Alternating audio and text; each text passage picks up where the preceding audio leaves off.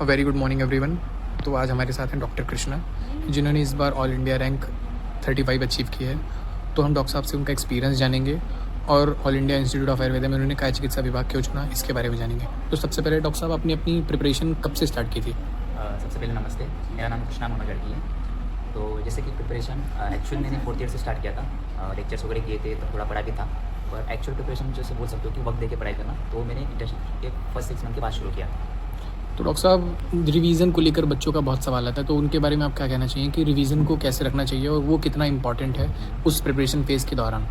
Revision का कैसा है कि सबसे पहले तो मैं ये कह सकता हूँ कि आप जो पहले संहिता है फिर जो भी पढ़ते हो वो सब अत से इतनी तक पूरा पढ़ना है, कुछ भी छोड़ना नहीं है। और जब आप रिवीजन के लिए बैठोगे तब आप बैक ऑफ द माइंड जो पढ़ोगे वो बैक ऑफ द माइंड ऐसे सोच के रखना है कि जो मैंने पढ़ा है, जो अंडरलाइन किया है, वही उस पर क्वेश्चंस कैसे आ सकते हैं। जैसे कि अभी एसेशन रीजन स्टेटमेंट 1 स्टेटमेंट 2 ये ट्रेंड बढ़ गया है, तो इसके हिसाब से हमें वो बैक ऑफ द माइंड रख के इसके प्रश्न कैसे आ सकते हैं और इसको हमें कैसे टैकल करना है, ये सोच के हम। तो डॉक्टर साहब, इस दौरान आपने ऐसी कौन सी 2 गलतियाँ थी जो की हैं और आने वाले जो बच्चे हैं वो ना करें, उनके बारे में क्या कहना चाहिए? वैसे तो गलतियाँ बहुत हुई थी, उसमें से मेजरली गलती थी कि मैंने पहले तो करंट अफेयर को उतना सीरियसली नहीं लिया था।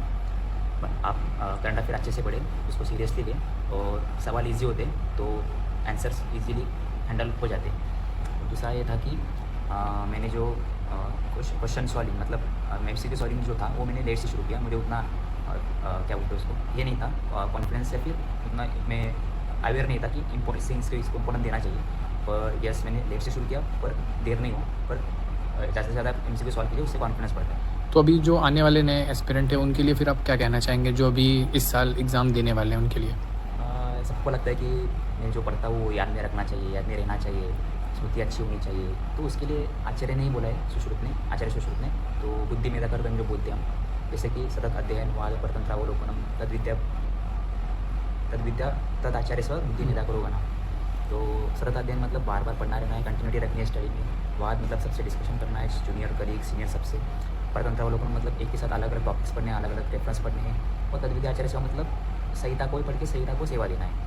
ये 4 बातें मैं करें जिसके पे बुद्धि और मेधा दोनों बढ़ जाएगी। तो अभी तक का आपका एक्सपीरियंस कैसा रहा है यहाँ पर all India institute of Ayurveda में? हाँ, पहले तो मेरा एक ऐसा प्रेफरेंस था कि मैं संहिता लूँ या फिर किसी नॉन क्लिनिकल सब्जेक्ट्स लूँ। पर बाद में जब रैंक आया, गुरुजनों से बात की, सब मैंने डिसाइड किया कि नहीं, मुझे काय चिकित्सा ही लेना है। और एक प्रेफरेंस था कि मेरा सेंट्रल को ही देना था। तो यहाँ पे आके बहुत अच्छा लग रहा है, एक्सपीरियंस बहुत अच्छा है यहाँ पे। जैसे कि वैरायटी ऑफ पेशेंट्स है, अच्छे प्रोफेसर से, एक नया सोच दृष्टिकोण, चिकित्सा के दृष्टिकोण अलग अलग सीखने मिलते हैं। और सीनियर जूनियर सब अच्छा है, एनवायरमेंट भी या फिर कॉलेज का या फिर हॉस्पिटल का अच्छा है वो।